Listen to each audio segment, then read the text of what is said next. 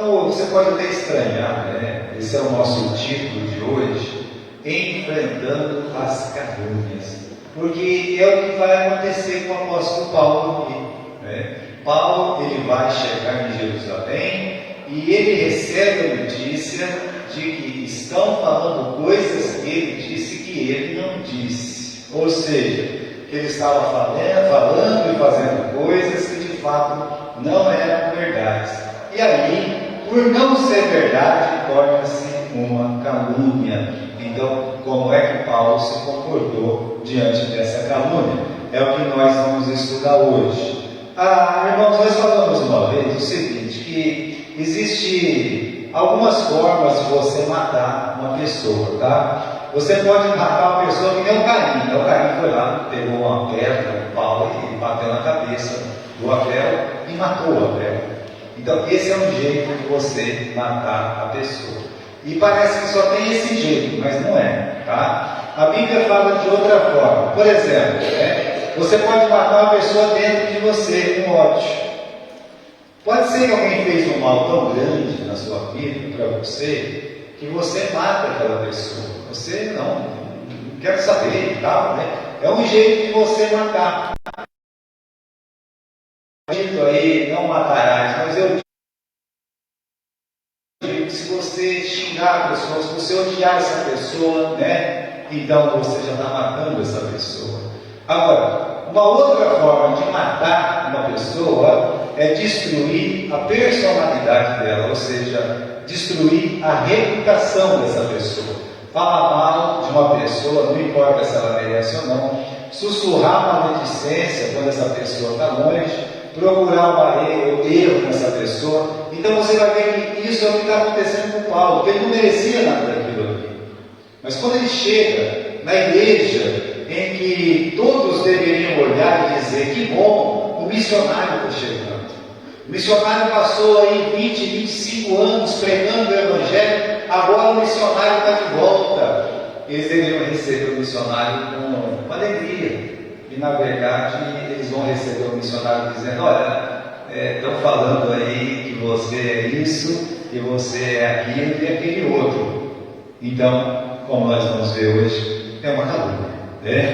O que vai acontecer com Paulo nessa passagem? Essas coisas, né? Vai ser algo de uma calúnia. Vão dizer que ele fez uma coisa que ele não fez. Vão dizer que ele ensina uma coisa que ele não ensinava. Então, calúnia é isso. É uma afirmação falsa e desonrosa sobre alguém. Dizer verdades, né? E sempre que alguém faz isso, ele faz com a fé. Então, se uma pessoa um dia te caluniar, ele está com problema com ele mesmo. O problema é com ele, não é com você. Porque está com a fé. Ele quer destruir a sua pessoa para outras pessoas. É com ele a questão. Deixa ele falar. Não tem problema nenhum, tá? Vamos lá, meus irmãos. Tudo começou quando Paulo então saiu lá de Éfeso e fez uma viagem que durou mais de um ano até chegar a Jerusalém, mas finalmente, versículo 17, finalmente ele chega em Jerusalém, né? Eu quero que vocês se atenham a esse detalhe, que quando ele chegou, ele foi bem recebido. Está vendo só aí, no versículo 17? A Bíblia diz que foram calorosos. Não sei como é que está aí na sua tradução, mas essa tradução aqui diz que o receberam com alegria. Tem uma tradução que traz uma outra frase aí, no versículo 17, de muita boa vontade. Tem alguém que tem essa tradução? Bom Renato, né? Bom Renato, bom Adão, tem aí a tradução: receberam o apóstolo Paulo com muita boa vontade. Amém. Vocês não acham que é assim mesmo que o missionário tem que ser recebido? Ele que deu a vida, foi apedrejado, foi machucado, chicoteado, foi preso, humilhado, xingado, atacado pelos demônios. Então, veja só, aqui, irmãos, é uma boa recepção, tá? Muito boa recepção. E aí, o Espírito Santo conduz a pessoa a fazer isso, né? É a hospitalidade cristã. Você sabe que qualquer pessoa que nos visitar, a gente tem que ser cordial, a gente tem que saber receber essas pessoas. Uma das coisas que faz tempo que não recebemos ninguém, né? Mas costumávamos receber o pastor Freitas, que já Deus já levou, o pastor Edilson e outros irmãos.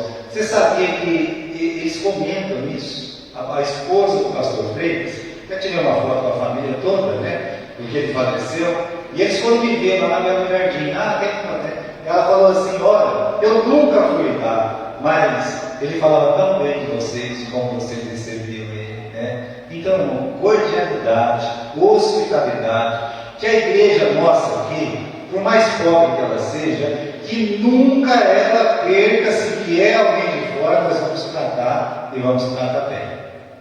Não é? Chegou um missionário aqui que veio para ficar 20 dias e ficou 4, 5 meses, não é verdade? Por quê? Porque foi bem tratado. E vão continuar sendo bem tratados, né? Aqui o pessoal veio de Curitiba uma vez e não tinha onde ficar em Garça, o pessoal do ônibus. Não sei se os irmãos lembram disso. Estão lembrando? O meio maluco, meio doido da cabeça, né? Mas eles só vieram da nossa igreja na época. Por quê? Porque a grande igreja que receberam eles não estava dando nem comida para eles, né? Então os irmãos aqui, numa urgência, juntou aí uma meia dúzia, né?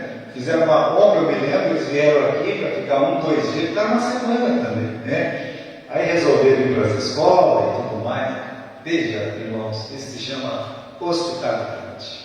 Até o autor de Hebreus diz: olha, lembrai-vos da hospitalidade que alguns, sem saber, receberam quem? Receberam os anjos. E são anjos. As pessoas que vêm de fora são anjos para nós. Então, e tem esse espírito de hospitalidade, né? E quando eles chegaram, chegou aí o apóstolo Paulo, no versículo 18, diz que ele foi lá para a casa do Tiago, tá? E aí começou a contar bênção, né? Começou a contar umas bênçãos maravilhosas lá. Tiago recebeu a comitiva, né? E você vai perceber agora que Paulo chega, todo mundo está contente com Paulo, porque Paulo chegou, né? O Tiago, que era o pastor da igreja, recebeu ele na casa dele, e uma comitiva foi lá. Olha o versículo 18.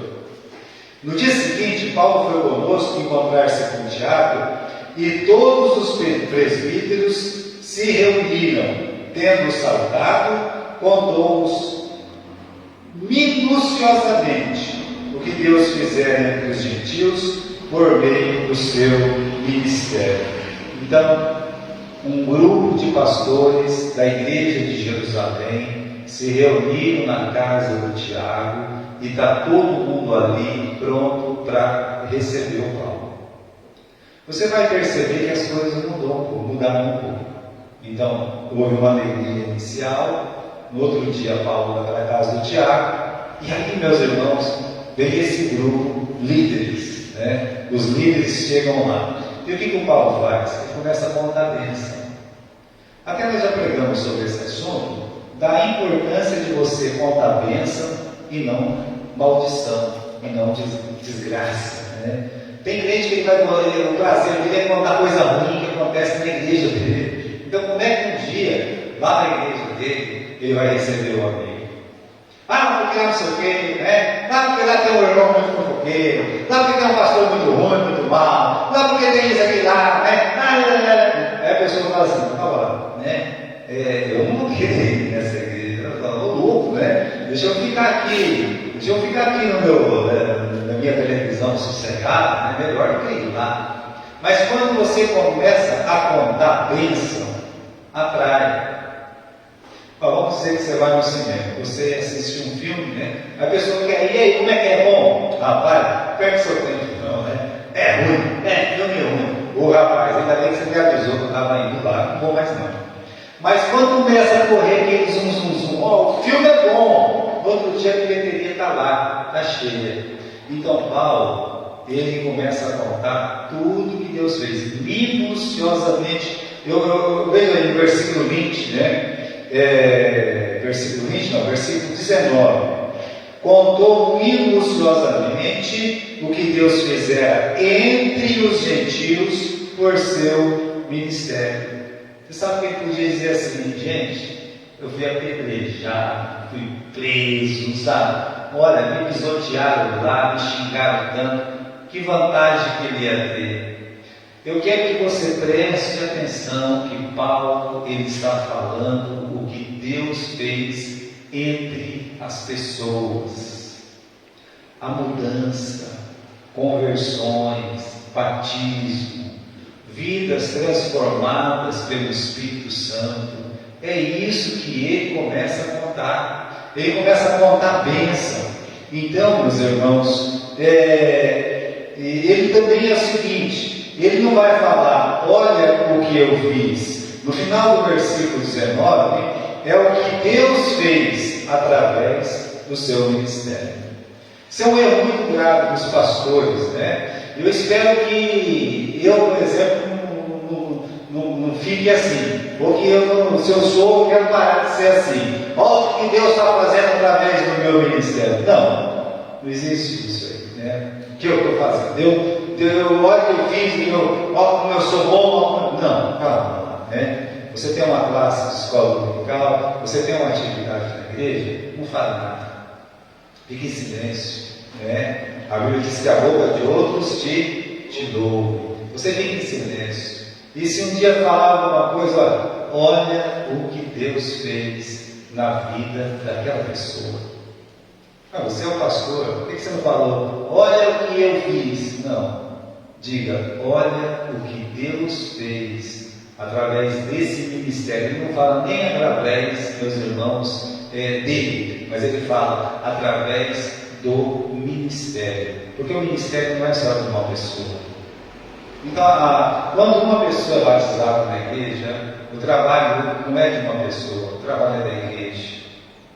Então, toda a vitória da igreja, é do ministério. O ministério inclui os irmãos, as irmãzinhas, as crianças que trabalham na igreja, os adolescentes, os idosos. Isso aí é um ministério. Então, ele está falando, olha, Deus fez coisas maravilhosas nesse ministério. Por isso, meus irmãos, o que Deus pode fazer pelo nosso ministério? Salvar almas, Ele pode libertar pessoas de opressão satânica. É isso.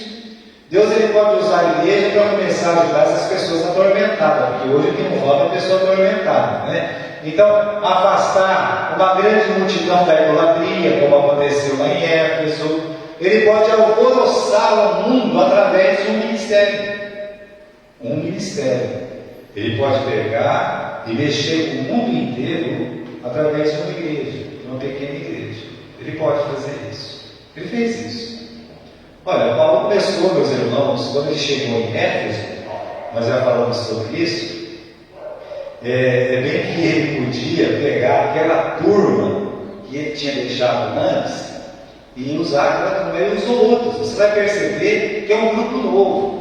Ele chegou lá, teve que falar de novo sobre Deus, sobre o Espírito Santo, etc. O pessoal foi batizado, teve uma crise, teve que sair do lugar. E aí, com aquele grupozinho de 12 pessoas, meus irmãos, o mundo inteiro praticamente ouviu o Evangelho. Olha o poder, né, que tem um ministério usado por Deus. Poder muito grande. Então, ele contou bênçãos, tá certo? Está lá. E aí, meus irmãos, eu estou meio perdido aqui, né? Ele não só ele conta bênçãos, mas ele ouve bênçãos, tá? Então, ele conta o que aconteceu, como Deus operou, né? Aí ele senta e escuta. A outra pessoa também tem bênção para contar. Versículo 20. Eles ouviram, deram glória a Deus, e eles disseram: bem vês, irmãos, quantas dezenas de milhares há entre judeus que creram, e todos são zelosos da lei.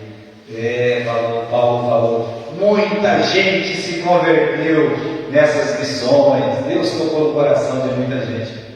Aí o Tiago falou, mas Deus tocou no coração de muitos judeus aqui também. Olha, parece que quando você conta uma bênção, a outra pessoa tem que contar uma bênção também. Não é assim que aconteceu aí? Quando você tem uma coisa boa para contar, a outra pessoa também vai ter uma coisa boa para contar. E aí você vai se animando com isso. Paulo falou das conversões, mas eles disseram, aqui milhares de pessoas nessa cidade também estão se convertendo. E, meus irmãos, tem um detalhe a ser notado, né? Ele conta que os judeus estão se convertendo e enfatiza um ponto aqui: todos são zelosos da lei. É um pontozinho aí que vai introduzir o que Tiago tem a dizer para Paulo. Mas olha, aqui todo mundo se converte, Paulo. Só que todo mundo está se convertendo aqui, os judeus, e eles são zelosos da lei, tá? O que significa ser zeloso da lei? Que eles acreditavam em Jesus, mas guardavam os ritos da lei. Você vai notar que Tiago também não menciona a perseguição, porque os judeus cristãos não eram mais perseguidos em Jerusalém. Como assim, pastor? Não era. O motivo está escrito aí nesse versículo. Agora, os cristãos de Jerusalém, eles estavam realmente um judeu, entendeu? Eles estavam lá guardando todos os ritos da lei e tal. Não tinha nada. Olha, só tem um nome de cristão, mas é um discípulo de Moisés. Você sabe que tem uma frase aqui, olha. O cristianismo judaico identificou-se com o Estado e morreu com o Estado. A igreja de Jerusalém, ela deixou de ser missionária, ela se identificou com todos os ritos lá do judaísmo, e quando acabou, Jerusalém foi destruída em 1970, aquela igreja morreu junto com o Estado. O Estado absorveu ela, os costumes absorveram. E as igrejas organizadas pelos gentios é que continuaram a obra. As igrejas organizadas por Paulo, por Barnabé, Silas, Timóteo, Tito, essas igrejas que continuaram. Então, irmãos, aí vai começar, a conversa mudou, aquela alegria parou um pouquinho, né? E eles vão dizer o seguinte: acerca de ti nós fomos informados. Paulo está me ensinando aqui, é uma acusação muito séria essa aqui. Fomos informados a teu respeito que ensina todos os judeus entre os gentios a apostatarem de Moisés, dizendo que não devem circuncidar os seus filhos, nem andar segundo o costume da lei. Então aqui eles estão falando que Paulo ensinava três coisas. Primeiro, apartar-se de Moisés, abandonar o Velho Testamento. Segundo, não circuncidar os seus filhos. Terceiro, abandonar os costumes da lei. Irmãos, o Paulo chegou lá e eles estavam falando isso com Paulo. Imagine você chegar num lugar e ele veio com ofertas, ele veio com amor, ele veio com alegria, ele veio porque ficou sabendo que os irmãos estavam passando necessidade, e ele foi lá para levar ajuda. O livro de 2 Coríntios fala isso para nós. E quando ele chega lá, meus irmãos, ele é bem recebido no começo, depois vem essa comissão e sopra essa bomba para ele. Agora, é o seguinte, né? A conversa que está rolando aqui é que você é isso e isso e aquilo outro ali, né? Você está falando mal de Moisés, que você está falando para os filhos dos judeus não se circuncidarem, que você está falando para todo mundo abandonar a lei. A conversa que está correndo aí é essa. Irmãos, era verdade isso? Não era verdade. Por isso nós estamos falando de calúnia. Calúnia é quando não é verdade. E Paulo, ele sofreu uma calúnia. Paulo, ele sofreu uma calúnia porque nós estamos estudando o livro de Atos, nós sabemos que era mentira. Em todas as cidades que Paulo ia, o primeiro lugar que ele frequentava é a sinagoga. Às vezes as pessoas, elas falam coisas que nem sabem o que estão falando. Eu me lembro que o irmão chegou e disse: não, o Paulo não gostava de judeu, porque isso aqui. Não é verdade isso aí. É porque ele tinha que pregar primeiro os judeus, ele não pregava. Quem falou isso aí? O pastor lá falando que Paulo é. Eu falei: calma, vamos ler a Bíblia.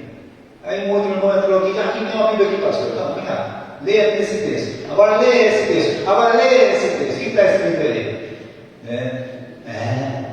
Meus irmãos, o último texto do livro de Atos diz que Paulo está pregando para quem? Para quem, irmão? Para os judeus. Ele nunca deixou de pregar primeiro para os judeus. Mas não se esqueçam, ele veio para o que era seus, e os seus não o receberam. Entenderam? Paulo nunca deixou de pregar. Paulo nunca disse para um judeu: deixe de guardar a lei. Paulo nunca disse para um judeu: não circuncide seus filhos. Pelo contrário, ele pegou Timóteo, que era filho de uma judia, e circuncidou. Paulo nunca disse para as pessoas abandonar a lei ou Moisés, porque ele sabia que isso é errado. Jamais Paulo fez isso. Agora, o que o Paulo ensinava, e é o que nós ensinamos, uma pessoa, ele não precisa dessas coisas para ir para o céu. Para ir para o céu, para ser salvo, para viver eternamente com Deus, a pessoa tem que fazer uma única coisa: o quê? Entregar a sua vida a Jesus. É isso.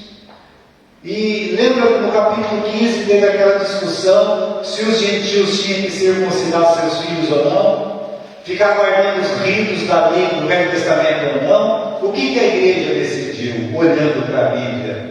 Que não havia necessidade, que só os judeus deveriam fazer isso. Então Paulo nunca disse para um judeu para fazer isso, mas para os gentios Paulo falava: olha, vocês não ficam com esse negócio de circuncisão, vocês não ficam com esse negócio de guardar esses ritos todos aí, tá? Porque, olha, salvação é em Cristo Jesus. Então fazia diferença entre os judeus e entre os salvos que eram gentios. O que os caluniadores falaram? Que Paulo estava ensinando isso para os judeus. E não era verdade, era mentira. Então nós sabemos que isso é mentira. Vamos refletir aqui, né? Quem será que estava contando aquelas mentiras? Por que eles estavam caluniando Paulo? Pior, e por que os cristãos estavam dando atenção àquelas mentiras contadas sobre o apóstolo Paulo, o ministério tão bonito do apóstolo Paulo? Vê, irmãos, então ele chega lá, eu lembro os irmãos que ele vai ser preso. Paulo vai ser preso. Ele vai ficar anos preso. E o mais engraçado é que as pessoas falam assim: olha, ele introduziu um gentio no templo. E era mentira também, é outra calúnia, outra mentira.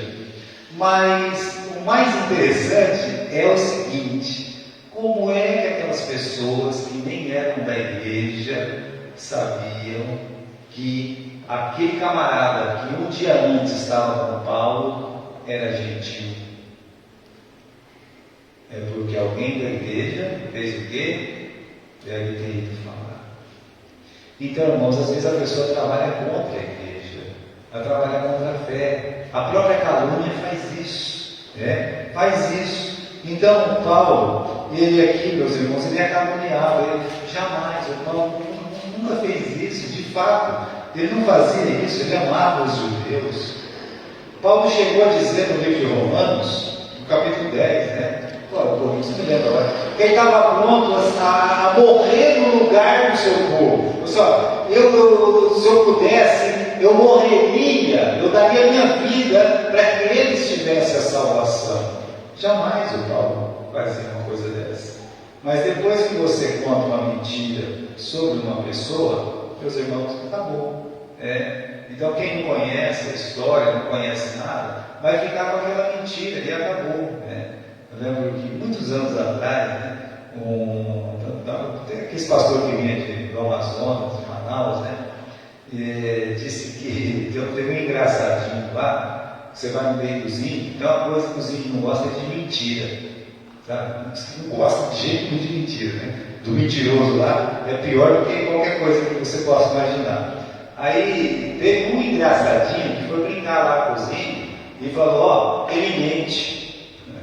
E os índios tentaram envenenar o coitado lá, Porque essa mentira correu entre amigos. Ó, sabe fulano aí? Ele mente, né? E aí vamos botar um veneno na vida dele e mandar para ele para ver se o mentiroso não morre.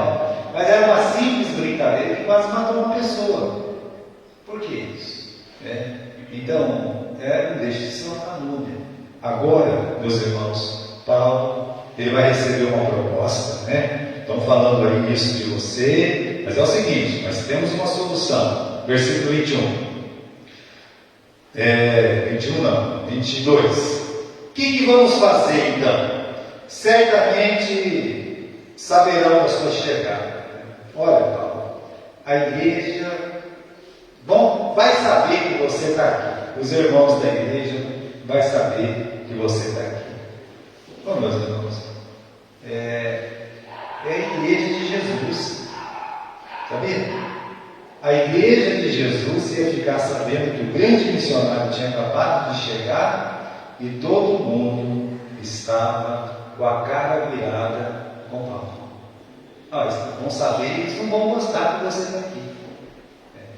Por quê? Porque alguém caluniou o apóstolo Paulo. Muito bom, tá lá, vamos lá.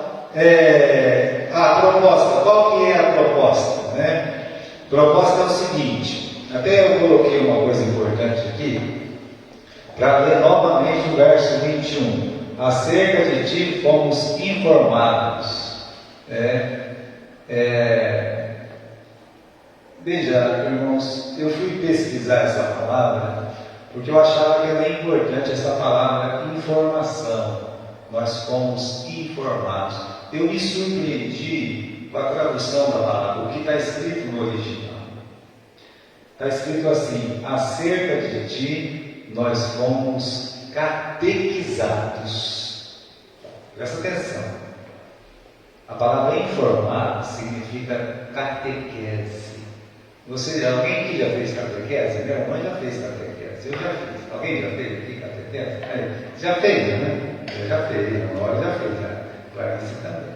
E alguns outros aqui, com certeza. Catequese para a igreja católica é o quê? É a instrução dos adolescentes. Então, quando eles falam assim, acerca de ti nós fomos informados, na verdade está escrito assim: acerca de ti nós fomos catequizados, instruídos. Na nossa cabeça está feito, entendeu? Então, ele está dizendo, está assim a situação. Você vai chegar aqui, todo mundo vai te apedrejar. É isso que vai acontecer. Resumindo, Paulo estava difamado em Jerusalém, todo mundo. Paulo aí, é igual quem está vendo. Eu tenho umas boas para falar para ele, certo, coitado do Paulo. Então, qual que é a ideia do Tiago? Bom, Tiago diz: tem 4 jovens aqui que quer fazer voto, está preparado. É só você pagar a despesa deles, eles vão rapar a cabeça e vão fazer os votos lá no templo. Ou seja, você vai agir como um autêntico judeu, Paulo. Você vai ter a chance de dizer para todo mundo que você é um judeu de verdade, que você não está falando e não está fazendo essas coisas. Eu acho que é interessante, no versículo 24, quando ele fala assim: saberão todos que não é verdade o que se diz a teu respeito.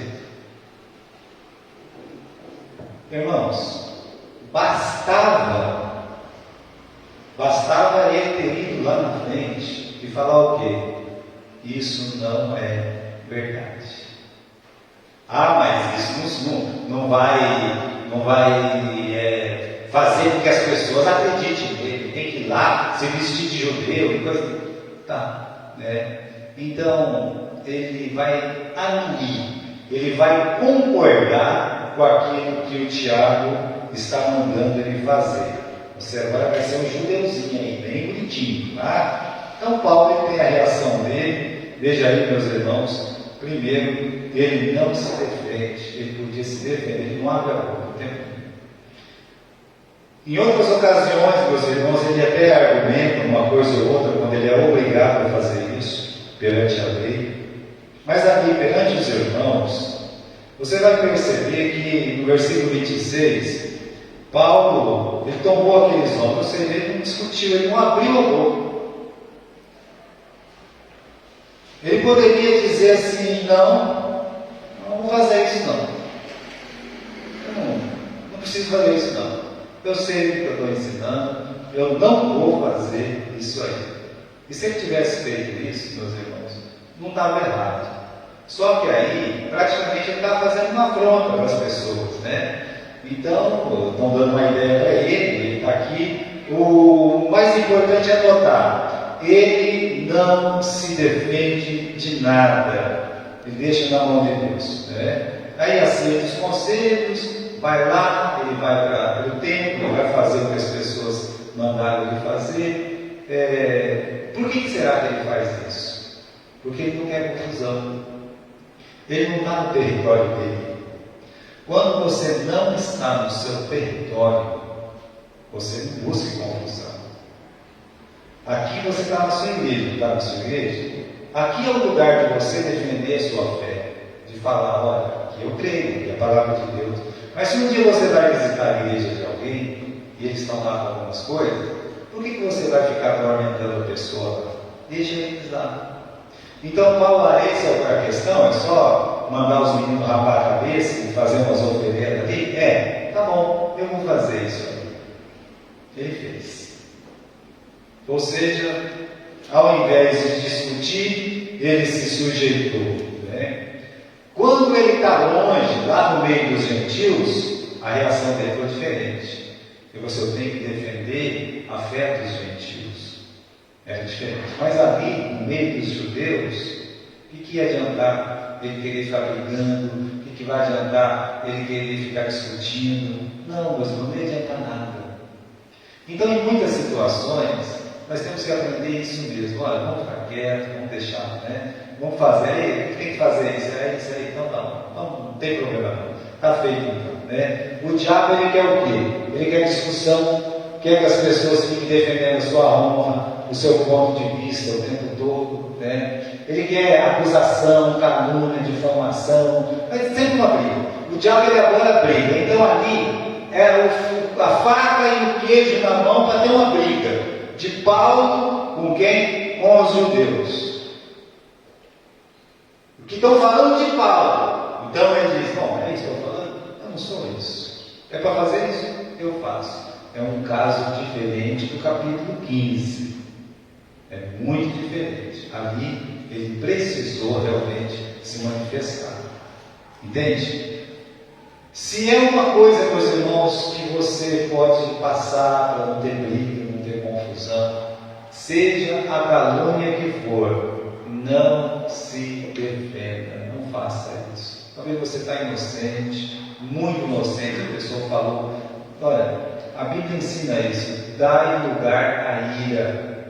Lemos isso hoje com os adolescentes lá na classe, né? Então, se você se defender, você está dizendo: eu não quero que Deus me defenda, eu mesmo vou me defender. Mas para isso você tem que estar inocente, tá? Das calúnias. Então, calúnia é quando uma pessoa fala uma coisa que você não fez. Isso é uma calúnia. Então, Paulo, ele poderia se levantar e dizer não, mas ele resolveu se sujeitar. Quando ele faz isso, meus irmãos, ele ganha, ele não perde. Não dividiu, não discutiu, nada disso. Vitória para a igreja de Deus. Agora, a calúnia, ela faz parte da vida cristã, viu? Olha lá, sempre vai haver calúnia. É o que nós aprendemos de Jesus. Quando Jesus fala: bem-aventurados sois vós, quando vos injuriarem, perseguirem e mentindo, disserem todo mal contra vós por minha causa, né? Então, se você for caluniado, aprenda isso, meus irmãos. Não se defenda, permita Deus te defender. Deus sabe quem você é, o que você está fazendo. Tem muita briga na igreja, muita divisão na igreja, acontece por causa que alguém disse alguma coisa de alguém. Já pensou quantas pessoas já são afastadas das igrejas? Ah, mas fulano falou. Vamos dizer que você escuta alguém falando de você. Acontece, a igreja é pequena, uma igreja pequenininha, 200 metros quadrados, né? De repente a pessoa está falando assim: Então, aquela pessoa aí horrível, aí viu o cabelo nada, cabelo na cara, né? Aí, olha para trás, tá a pessoa, é pequena, é coisa pequena, né? É coisa chata, né? Que aconteceu. Aí a pessoa chega e fala, pastor, nunca mais eu fiz na igreja. Aí o pastor vai falar o quê? A pessoa falou isso para mim. O pastor baixa a cabeça, o irmão que estiver perto vai baixar a cabeça também, mas não tem o que fazer. Agora, uma pessoa espiritual vai olhar e dizer, a pessoa está falando isso aí, ela nem me conhece, né? Não sabe nada. E outra coisa, deve estar num mau dia, não é um bom dia. Esse rapaz aí está num mau dia, o time dele perdeu, né? O time dele deve ter perdido, por isso que está agindo dessa forma. Veja, irmãos, Paulo não abriu a sua boca. Jesus, quando foi injuriado, diz o apóstolo Pedro, o que ele fez? Não injuriou. Sabe o que é injúria? Anda duas. É isso, é o sentido aqui, né? Alguém quer arrancar a sua capa, a túnica, dê a capa para ele, né? Mas vai lá, tira a capa e dá para ele também. Pronto, acabou. Esse é o problema. Imagine quanta briga, quanta confusão servida na igreja, porque a gente não quer briga, não quer confusão. Nada, não quer nada disso. Pronto.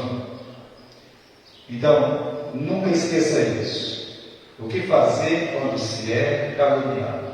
Não, nunca se defenda.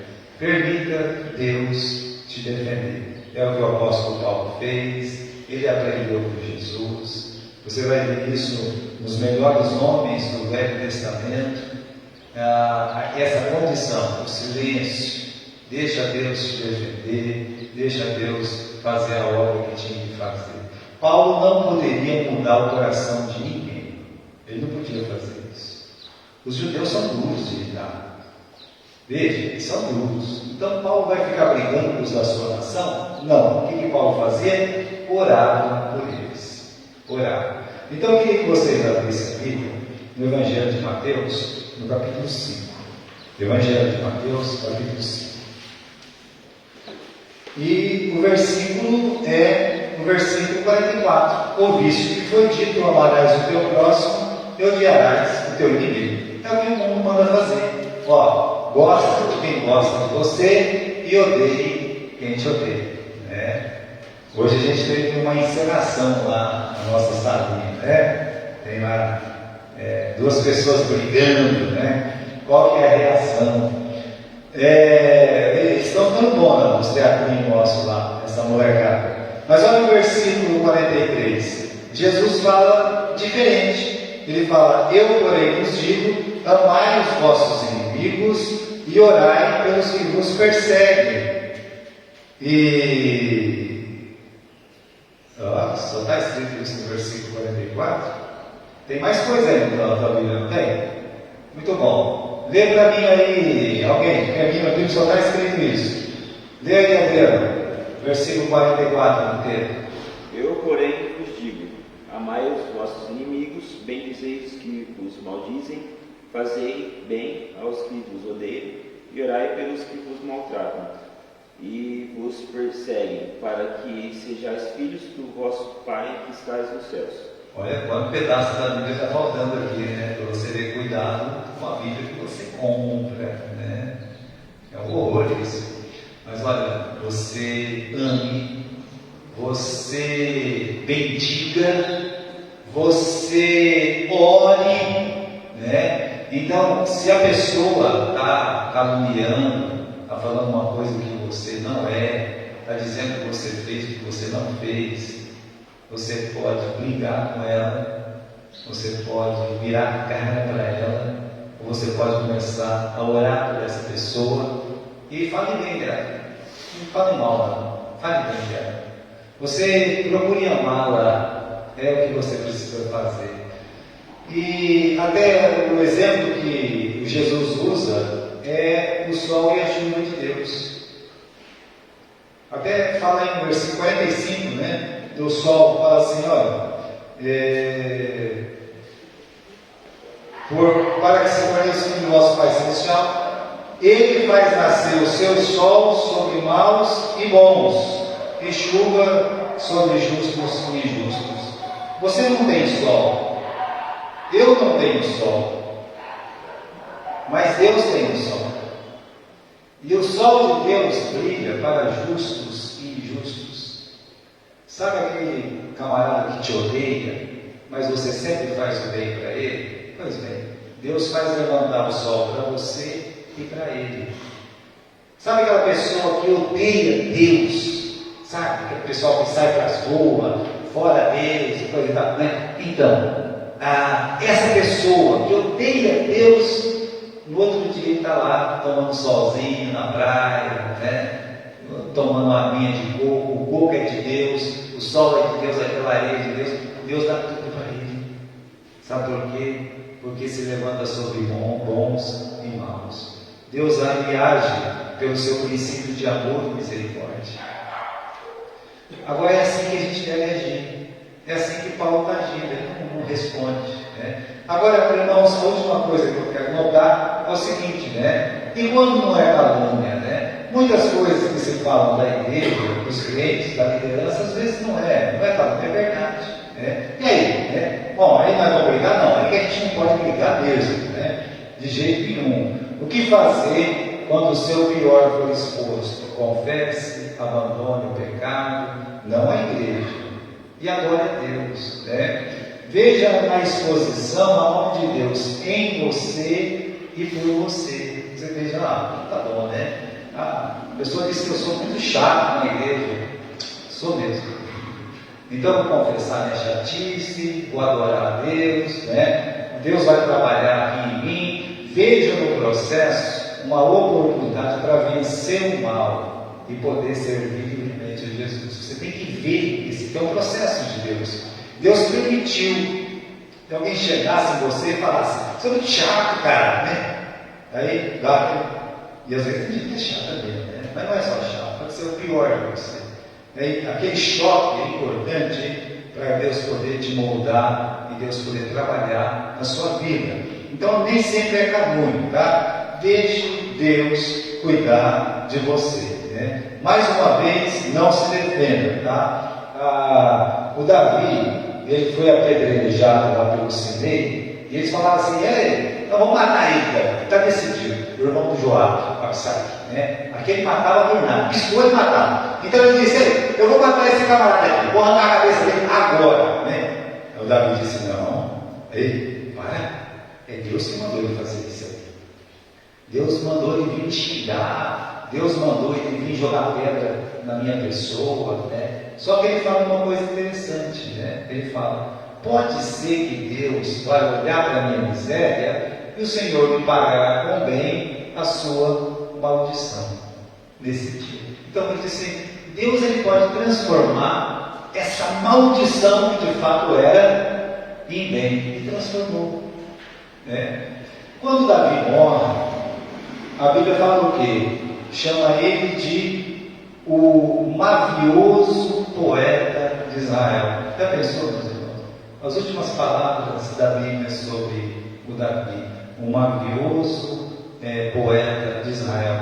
Realmente Deus transformou. Ele precisava passar por aquele momento. E quando ele passa, ele não busca vingança, ele não tenta se defender, nada disso.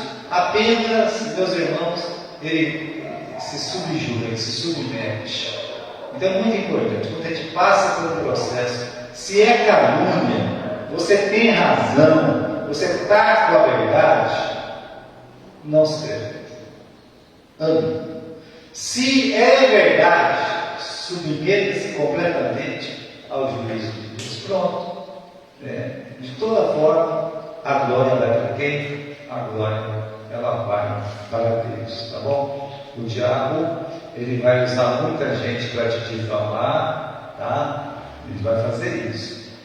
Mas Deus vai usar muita gente para te ajudar. É assim que funciona.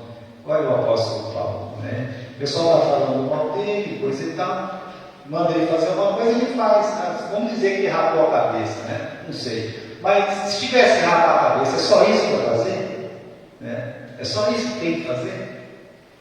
O servo do Naamã, o Naamã falando, eu não vou me lavar naquele rio sujo que é o Jordão. O que o empregado dele fala? Mas Senhor, se tivesse pedido uma coisa tão difícil, é só pedir para o Senhor ir lá, meu Senhor. É uma coisa tão simplesinha. Então pense bem. O Paulo, ele diz, é isso aí? É isso que vai me fazer? Tá bom, eu vou. Pode deixar, não tem problema nenhum. Não teve briga. A igreja não se dividiu, não teve confusão.